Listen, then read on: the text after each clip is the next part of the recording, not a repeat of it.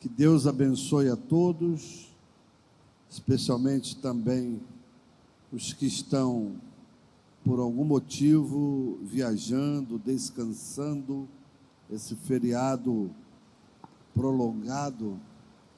As pessoas aproveitam para descansar.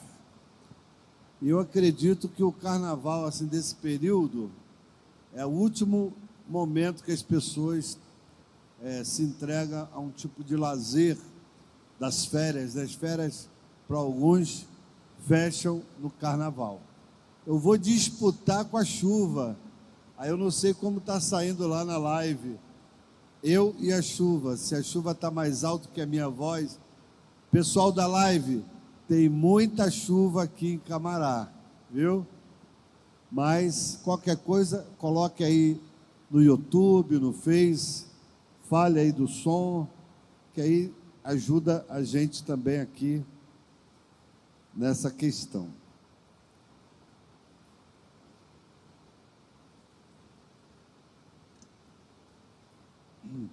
Eu não sei se a gente consegue ouvir aí um fundo musical, eu gosto. Quero fazer uma comunicação aos irmãos, que o nosso amado irmão Heitor ainda se encontra na emergência, ainda não tem vaga nos quartos, e a gente precisa intensificar mais as orações. Eu estou até pensando em marcar um dia de jejum com a igreja, porque ele está numa situação de muito sofrimento, câncer agressivo no pâncreas, terminal. Os médicos disseram que não pode nem mexer nele agora, enquanto ele não ficar um pouco mais forte, porque qualquer operação, ele estando fraco, é perigoso. Ele precisa ganhar força, porque não se alimentava, então ele enfraqueceu muito. Uma pessoa para operar fraca é muito perigoso operá-la. Então ele tem que melhorar as forças, estão com antibiótico. Então queremos um milagre do Senhor. A gente vai colocar depois, especificamente, o dia desse jejum. As atividades voltam praticamente ao normal aí na quinta-feira, né? Eu vou ver com os pastores qual o melhor dia para a gente levantar um jejum em favor da saúde do nosso irmão e também que ele seja internado devidamente, ou no INCA, ou num quarto no hospital que ele está, porque ele está num momento de sofrimento. Uma pessoa na emergência, eu sei o que é, porque eu fiquei na UTI. Toda hora entra gente, a qualquer hora da noite, você não dorme direito. E as pessoas entram conversando, porque eles já perdem a sensibilidade. Não porque eles fazem isso propositalmente, mas o enfermeiro, ele está trabalhando ali, recebendo pessoa o tempo todo. Então, tem hora que eles esquecem que tem alguém ali que precisa dormir, já foi medicado, precisa pegar o sono da madrugada. E numa emergência, eu fui lá, no dia que eu fui, chegou uma pessoa baleada. E foi um alvoroço dentro do hospital com aquela pessoa baleada. A emergência também ficou em polvorosa. Então, uma pessoa na emergência, ela não fica tranquila. Ela está sendo assistida, mas ao mesmo tempo não tem descanso, não tem sono. Qualquer hora da madrugada falam alto. Então, irmãos, na situação que ele está fraco, ele está sofrendo muito. Vamos orar agora? Vamos orar? Missionária, você que passou esses momentos difíceis também aí com a sua filha, vem cá orar. Missionária Suzete, faça essa oração agora, para Deus mover. Sobe aqui em cima que fica melhor. Dá a mão, por favor. E alguém dê a mão a ela quando ela descer. Oremos. Paizinho Santo, Tu és o Deus que está aqui e está lá naquele hospital, Senhor. Deus, Tu és Deus de misericórdia, Tu és o Deus que ainda cura, Tu és o Deus que dá a última palavra. Pai Santo, socorre socorre o teu servo nesta hora. Manifesta o teu poder. Age, Senhor, com milagre, porque milagre, tu és especialista em fazer milagres, Senhor, em fazer o extraordinário. Senhor, eu creio no teu agir. Eu creio, Senhor, que basta uma palavra tua, Pai. Meu Senhor, meu Pai amado, basta uma palavra tua. Socorre o teu filho, Senhor. Socorre o teu filho. Senhor amado, tudo que tu fazes é bom. Socorre ele, Pai. A tua igreja clama a ti, em nome de Jesus. Amém. Peraí.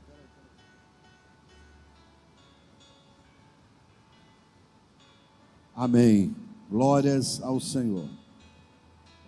Está funcionando aí o pessoal da produção com os textos bíblicos? Ok? Ok. Então, coloque aí, inicialmente, Juízes.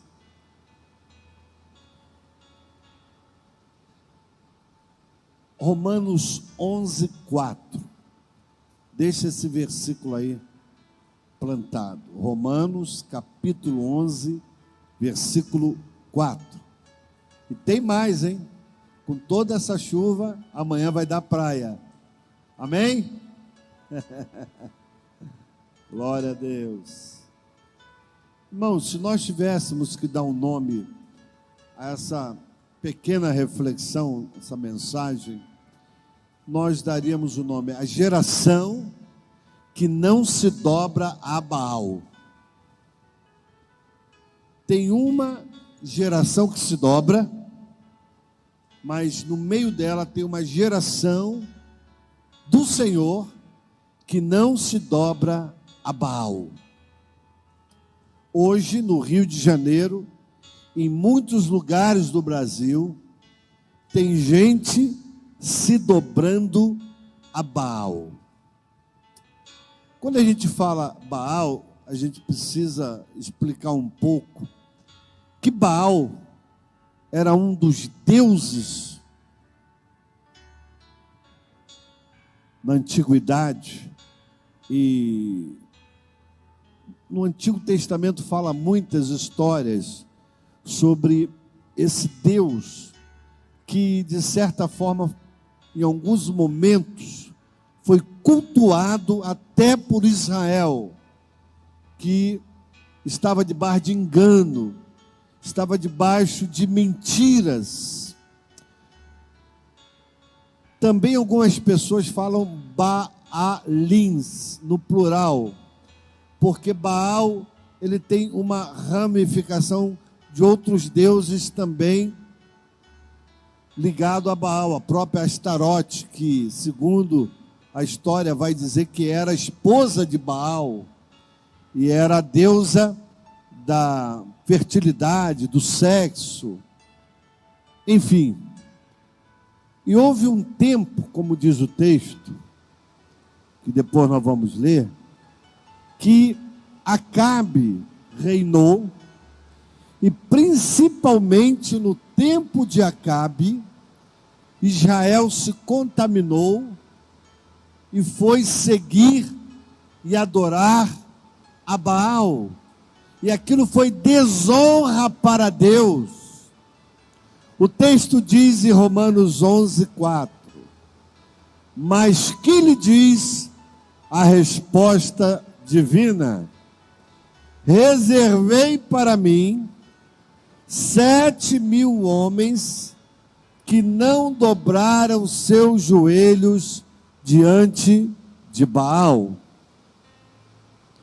Vocês lembram daquela situação em que Elias entrou num confronto direto com os profetas de Baal, com os adoradores de Baal e outros mais do deus Azera. E ali nós vimos que Elias saiu daquela situação de confronto ileso, porque ele tinha fé, autoridade no nome do Senhor, a ponto de mandar jogar água no altar, mandou molhar o altar, mandou molhar a lenha, mandou molhar as pedras, e ele clamou e desceu fogo do céu e lambeu tudo. Mas os profetas de Baal, anteriormente a ele, fizeram algo em que eles clamavam ao seu Deus, clamavam a Baal, chegaram a se cortar, a praticar o ato de retalhar-se a si próprio, para que o seu Deus lhe ouvisse, e nada aconteceu. Mas o Deus que respondeu foi o Deus de Elias, o Deus de Israel. E o Deus de Elias, o Deus de Israel, que se chama Iavé, na tradução Jeová para o português, que tamanho era o nome tão sagrado, que passou-se a usar o nome de Adonai, porque Iavé é um nome considerado sagrado pelos judeus, e eles chamam Adonai. No Novo Testamento, no grego, chamam de Kyrios, alguns falam Curios, Kyrios, que significa dono, amo, chefe, meu Senhor. Então o Senhor de Elias, o Adonai da igreja, o meu Kyrios, que está conosco hoje, esteve com Elias naqueles dias, ele não mudou, ele continua respondendo de maneira eficaz. Então, eu vou ler aqui algumas coisas que eu escrevi. O culto a Baal foi uma das piores tentações dos israelitas, desde os tempos antigos. E havia várias formas de Baal que eram encontradas em diversas cidades, Baalins, que é o plural de Baal. Leiamos Juízes 2, versículo 13. Esse texto vai nos dizer: porquanto deixaram ao Senhor e serviram a Baal e a Astarote e aos Baalins, que eram outras formas que Baal também era adorado. E o fato de Acabe e Jezabel se entenderem e apostatarem de tal maneira que entristeceu o coração de Deus, que trouxe um peso à vida da nação de Israel. E o culto a Baal também era um culto onde a vítima, muitas das vezes, para aplacar o problema da seca que eles enfrentavam, eles entregavam uma vítima a esse Deus. Podia ser uma criança que passava pelo fogo, um pai que sacrificava, entregava em sacrifício o seu filho para Baal, para que na fé deles, naquilo que eles acreditavam, os dias seriam melhores, haveria chuva, mas todos eles debaixo de um engano. A Bíblia diz que o Deus deste século cegou o entendimento dos homens, cegou o entendimento das pessoas, e isso continua acontecendo nos dias atuais. Em pleno 2023, nós vemos pessoas servindo a Baal, se entregando a Baal, cultuando a Baal, fazendo sacrifícios a Baal. Baal alimenta a carne, porque um dos seus cultos era a licenciosidade. Aonde tem comida, bebida, sexo, Baal reina. Não que beber, comer e ter intimidade com a esposa, isso seja errado. Eu estou falando de orgias. Eu estou falando de onde as coisas acontecem de forma desenfreada e sem compromisso. Sexo sem compromisso. Havia um deus também, que no passado era adorado, chamado de Baco, que era o deus que representava o vinho.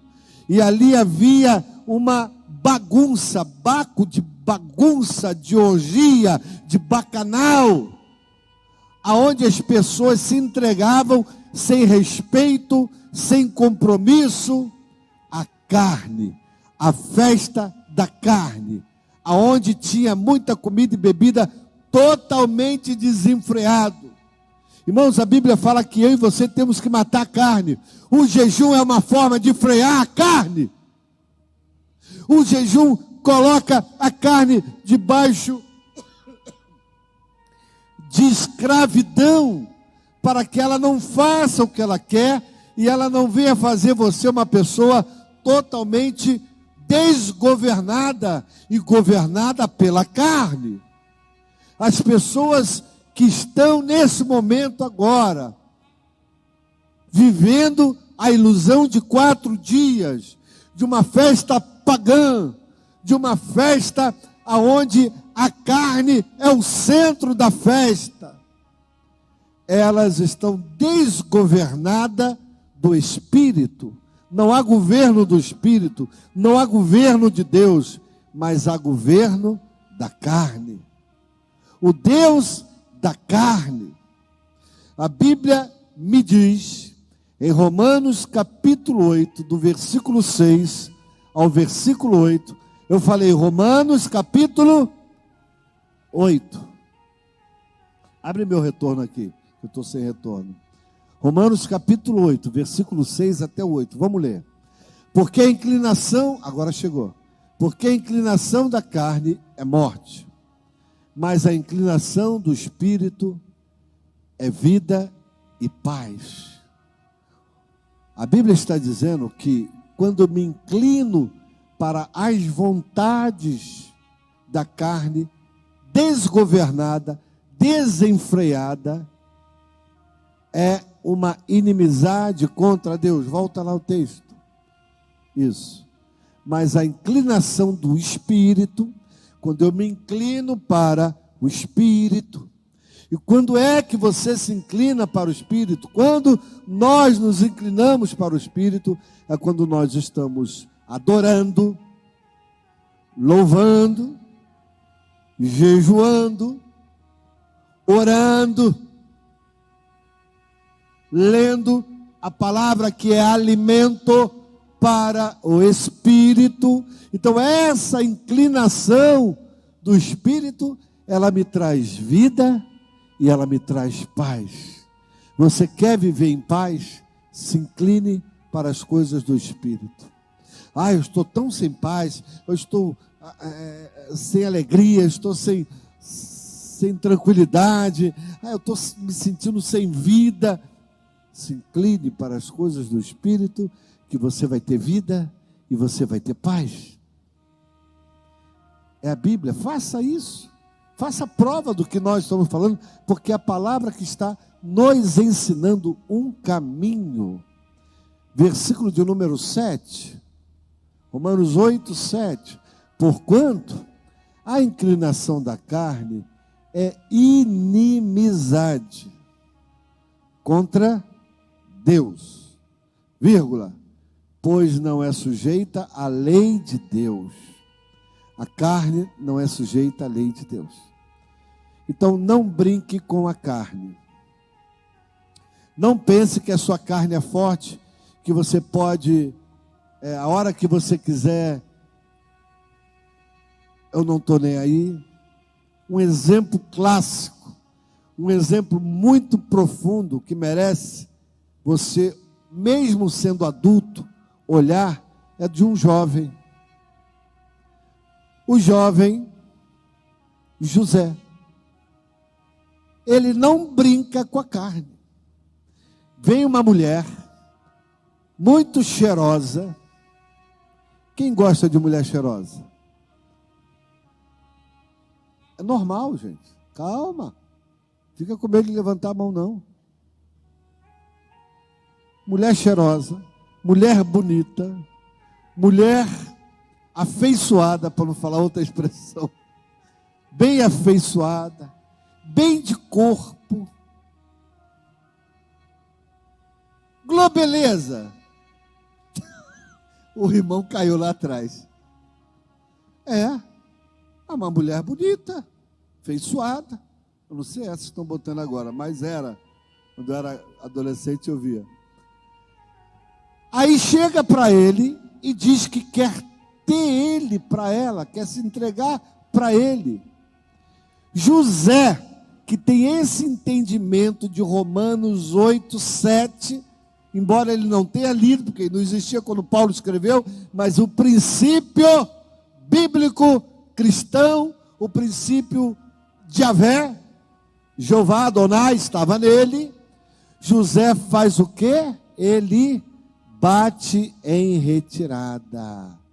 Ele não toca na carne, ele não abraça a carne, ele não deixa nem encostar para não dar choque nele.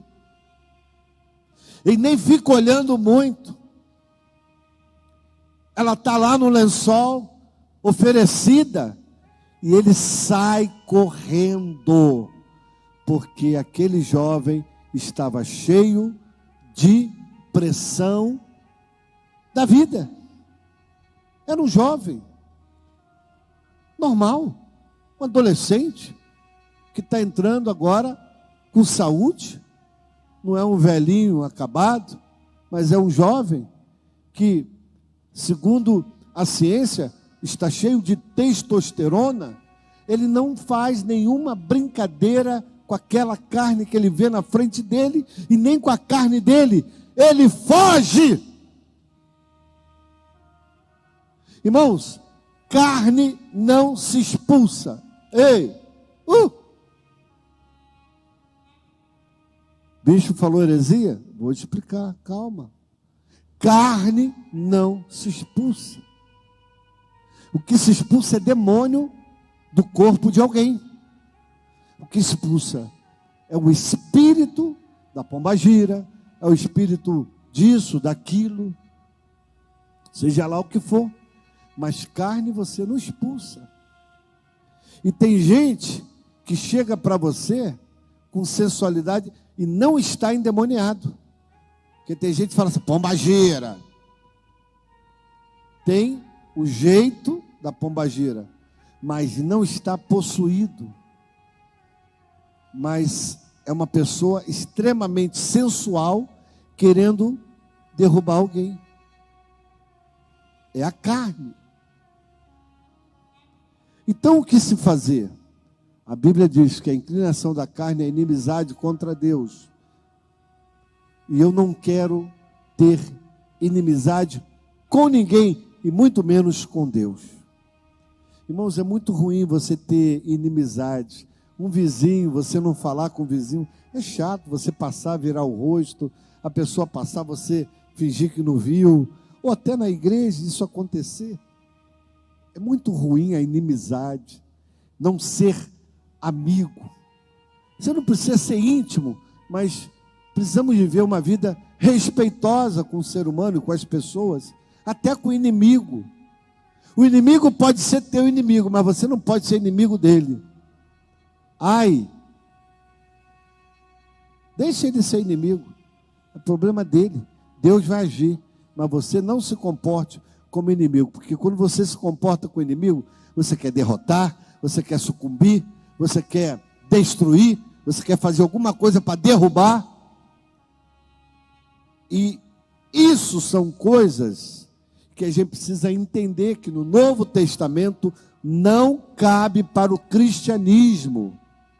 Teu inimigo vai cair, teu inimigo vai dançar, teu inimigo vai ser destruído, e Jeová vai te dar a vitória.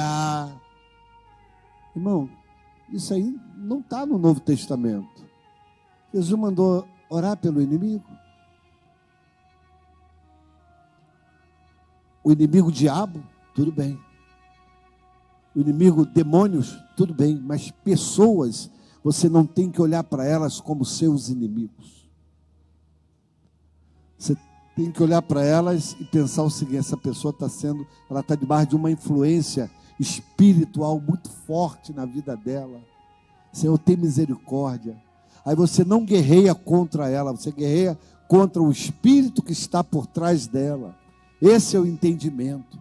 Aí tu está lá no trabalho, tem uma pessoa te perseguindo, mas não é a pessoa que está te perseguindo, é alguém que não gosta de você, o capiroto, usando uma pessoa para te perseguir. Eu já passei várias experiências de pessoas me perseguirem, e algumas delas eu venci a perseguição. Eu lembro que havia um perseguidor, mas aquela pessoa era demais, me perseguia demais, e eu convivia com ela o tempo todo. E aí Deus falou no meu coração: dá presente para ela. Eu falei: o quê? Que eu me lembro, eu acho que eu dei uns 2 ou 3 presentes para aquela pessoa, e aquela pessoa não entendeu nada, porque ela pensava que eu ia revidar, que eu ia viver o nível dela. Hoje essa pessoa ainda está no meu convívio, não é daqui não, mas nos meus relacionamentos, e é uma dos melhores amigos que eu tenho, porque eu soube lidar com aquela pessoa que se fazia inimigo, que o diabo usava para ser meu inimigo, e eu não a olhava como inimigo. Eu olhava assim: Senhor, me dá uma estratégia para eu vencer, porque eu vou ter que conviver com essa pessoa. Então o Senhor foi e me deu estratégias. Eu não falava mal, falava bem, eu bendizia. E é assim que eu e você temos que fazer. Versículo de número 8, está dizendo o texto: porquanto os que estão na carne não podem agradar a Deus. E o que é estar na carne? São pessoas que dão liberdade à vontade da carne o tempo todo. Você não consegue se frear. E se você não está conseguindo, para você não se tornar um inimigo de Deus, e você deixar de agradar a Deus, você vai subjugá-la. Eu falei aqui, um dos pontos para subjugar a carne é o jejum, porque o jejum, você coloca ela debaixo de uma servidão, e aí o Espírito cresce em você. O Espírito que se comunica com o Espírito Santo, ele vai te edificando, vai se fortalecendo, e você vai vencendo os desejos da carne. Então, pastor, o senhor acha que comer é da carne? É, mas o excesso disso chama-se glutonaria, bebedice. Quando você consegue controlar isso, você está vencendo a carne. Eu não estou falando de pessoas que têm alguma dificuldade de distúrbio. Eu estou falando de pessoas que não têm dificuldade nenhuma, não têm distúrbio nenhum, mas dão liberdade excessivamente à sua carne. Então eu disse aqui para vocês que Baal foi muito adorado por quem não deveria, que era o povo de Deus. Vocês querem ver uma coisa? Abra sua Bíblia aí no livro de Juízes. Livro de Juízes, capítulo de número 6. Há um relato aqui, no capítulo 6, que houve uma servidão do povo de Deus sobre os midianitas. E eles vinham e faziam mal ao povo de Deus. Porque quem sem perceber adora Baal, ou se entrega a Baal, ele está abrindo portas da legalidade. Diga, portas da legalidade. As pessoas que estão agora em plena festa da carne, ou num desfile, ou num bloco, ou na rua, ou bebendo, seja lá fazendo o quê, ela está abrindo legalidade a espíritos opressores entrarem na vida delas, destruí-las, maltratá-las, subjugá-las, como aconteceu com Israel. Por que Israel estava sendo subjugado aos midianitas? Por causa de Baal. O povo pecou contra Deus adorando Baal, se desviando. O próprio pai de Gideão tinha em casa deuses, para você ter uma ideia. Porque havia outros irmãos judeus que também tinham Baal em suas casas. Vamos ler capítulo 6. Porém os filhos de Israel fizeram o que parecia mal aos olhos do Senhor. Esse fizeram o que parecia mal aos olhos do Senhor era idolatria. Era as práticas daquela religião que não era a que Deus tinha para eles. Então o Senhor os deu na mão dos midianitas por 7 anos. E prevaleceu a mão dos midianitas sobre Israel. Fizeram os filhos de Israel para si, por causa dos midianitas, covas que estão nos montes, e as cavernas e as fortificações. Aumenta mais meu retorno aqui, eu estou ficando sem voz, estou falando alto. Porque sucedia que semeando Israel, meu retorno, sucedia que semeando Israel, subiam os midianitas e os amalequitas, e também os do Oriente contra eles subiam. E punham-se contra eles em campo, e destruíam a novidade da terra. O que eles destruíam? O que eles destruíam, irmãos? A provisão. Onde é que o diabo consegue descontrolar uma família, um chefe de família, uma esposa, um marido? É mexer na provisão. Eles eram praticamente agricultores, viviam do agronegócio da época, plantavam, era seu alimento, era sua comida. E o diabo ia lá e destruía as novidades da terra, as sementes e o que já tinha crescido. E até chegarem a Gaza, e não deixavam mantimento em Israel, nem ovelhas, nem bois, nem jumentos. Não tinha nem carne. Mexeu no churrasco do povo. O churrasco deles era de ovelha, carneiro, bode. É muito bom carne de bode, churrasco. Já comi lá no Nordeste. Gente, churrasco é uma coisa gostosa. Mas o diabo tocou na provisão deles. Por quê? Porque eles abriram legalidade de servirem aqueles deuses. Aí no verso 5, porque subiam com os seus gados, tendas, vinham como gafanhotos, em tanta multidão, que não se podiam contar, nem a eles, nem a seus camelos, e entravam na terra para destruir. A Bíblia diz que o diabo veio o quê? Matar, roubar e... Já fazia isso lá atrás. Continua fazendo.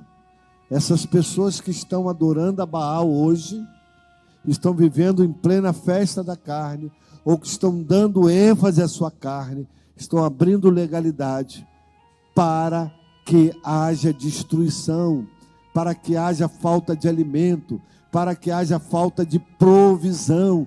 Irmãos, uma pessoa com falta de provisão, ela fica maluca, ela vai roubar, ela comete desatinos. A Raquel me mostrou, não sei se foi hoje ou ontem, uma pessoa de bicicleta, parecia ser uma pessoa assim, de classe baixa para baixa.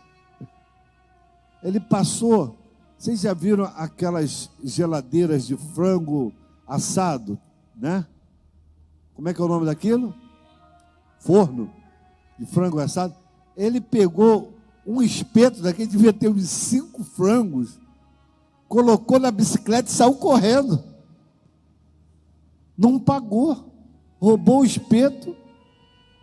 Eu falei assim: Raquel, acho que ele vai alimentar os filhos dele. É uma maneira errada. Mas a pessoa sem provisão, ela começa a perder a noção das coisas. Ainda mais com esse governo que diz que não tem problema roubar, que dá o exemplo que pode roubar e que rouba. É complicado o tempo que a gente está vivendo hoje.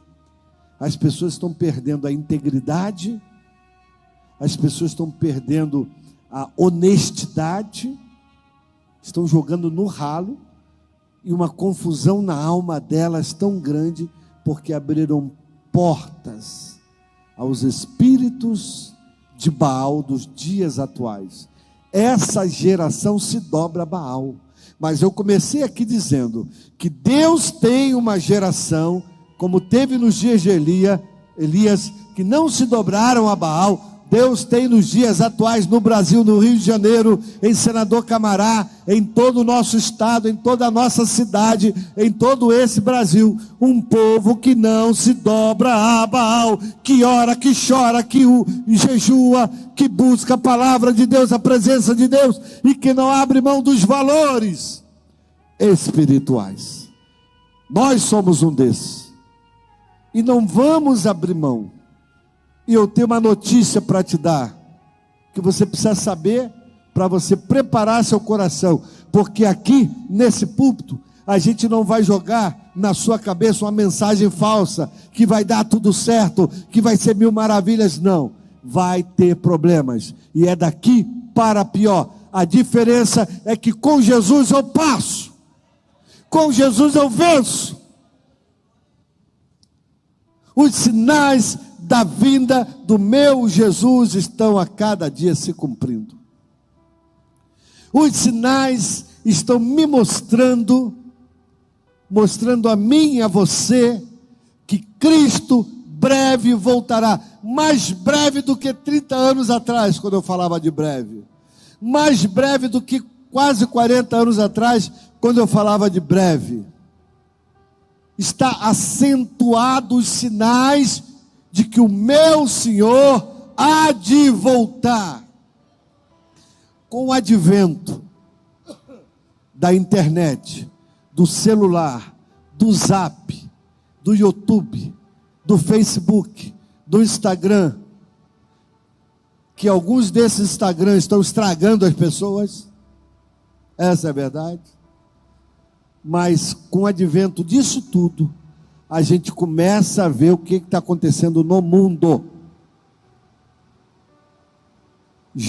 Eu recebi uma informação de que já estão preparando o metrô de visitação a Jerusalém e ao novo templo, que a qualquer momento eles vão implantar lá no Monte das Oliveiras, onde está o templo de Jerusalém, cidade de Davi.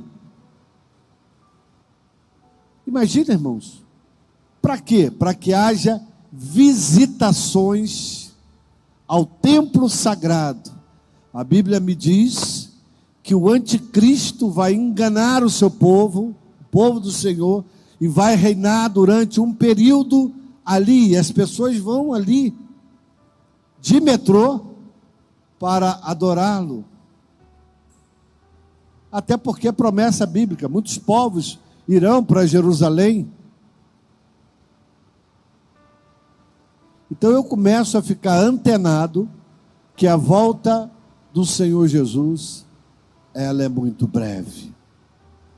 Ela está às portas. O que fazer? Ser um crente melhor?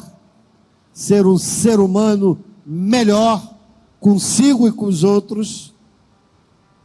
Amar o próximo de verdade, não ficar só na conversinha, não. Vamos amar nosso irmão, vamos amar o próximo, não. Amar exige de nós atitudes práticas. Quando a gente fala aqui de campanha do quilo, quando a gente fala aqui de ajudar alguém financeiramente, vocês não sabem, mas eu estou levantando ajuda financeira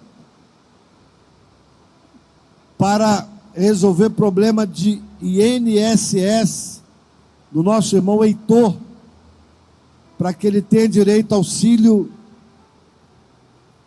doença e que isso se transforme em aposentadoria por invalidez e que, se precisar lá na frente, fique para a esposa. Mas a gente está tentando, mas para isso, como ele tinha tudo atrasado, a gente conseguiu aí levantar com alguns amigos, pastores, o valor para botar em dia, para ele ser atendido numa perícia. Isso é atitude de amor. Eu não estou falando que é eu só, não. Essas pessoas estão chegando junto financeiramente, estão tendo atitudes de amor com o nosso irmão. É esse cristianismo que Jesus precisa restaurar no tempo do fim. Um tempo em que as pessoas não ligam uma para as outras, que não se interessa com a dor e o problema do outro. Deus está levantando uma geração que não se dobra a Baal, mas que ama, mas que vive o evangelho da verdade, mas que ainda jejua, ainda ora, ainda lê a palavra. Eu vou continuar aqui, e eu já estou quase acabando. Me dê mais 5 minutos, e a gente termina por aqui. Uma geração que não se curva ao sistema chamado mundo. Esse mundo, irmãos, tem um sistema. E esse sistema é todo ele projetado para afastar você de Deus, para afastar você da fé, para torná-lo incrédulo. Existem leis a cada dia mais sendo arquitetadas nos gabinetes, nos partidos comunistas, principalmente para frear a igreja. Mas a igreja não pode parar. A igreja tem que avançar. A igreja, ela foi lançada na cova dos leões, mas isso não parou a igreja. A igreja vai ser confrontada com a sua fé. Muitas pessoas são presas por causa do evangelho. Muitas pessoas estão sendo impedidas de pregar o evangelho por causa da sua fé. Estão sendo confrontadas até com a morte, caso fale, pronuncie ou pregue o nome de Jesus em alguns lugares. Mas a igreja não pode parar. A igreja não pode andar para trás. A igreja tem que avançar. Eu vou pedir o pastor Abel para preparar essa música lá na internet. A igreja não vai parar. Nada pode parar a igreja. Música do meu amigo Salles. Preparem aí, por favor. Mateus 16, versículo 26. Pois que aproveita, Mateus 16, verso 16. Pois que aproveitará o homem se ganhar o mundo inteiro e perder a sua alma? Eu falei Mateus 16, versículo 26, é isso? Isso. Pois que aproveita o homem, o ser humano aqui, ganhar o mundo inteiro, muito dinheiro, bilhões na sua conta, ou milhões, ou centenas de reais. Não preciso trabalhar, vou viver de juros, vou viver disso, vou viver daquilo. Fazenda, sítio, casas, negócios. Mas nada disso adianta e nada disso compra a tua salvação. Nada disso compra a entrada no céu. Então, que adianta ganhar o mundo inteiro e perder a alma? Você até pode ter alguns bens, porque Deus é um Deus que abençoa e nos faz prosperar segundo a sua vontade. Mas que a sua prosperidade não roube a sua intimidade. Que a sua prosperidade não roube a sua intimidade com Deus. Que a sua prosperidade não roube seu tempo de oração, não roube seu tempo de comunhão, não roube seu tempo com a palavra. Que a sua prosperidade continue te abençoando, mas não te distanciando de Deus. E aqui eu termino a minha mensagem com João 15, 19. João nos deixou aqui um recado muito importante. João 15, 19. Se vós fosseis do mundo, o mundo amaria o que era seu.